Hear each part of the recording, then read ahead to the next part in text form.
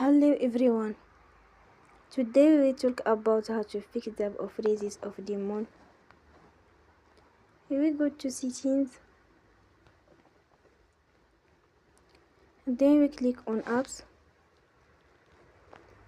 After that you will search the app phrases of the month and you will click. Then you will on for stop. After that you will go to storage. Then we click on clear cache.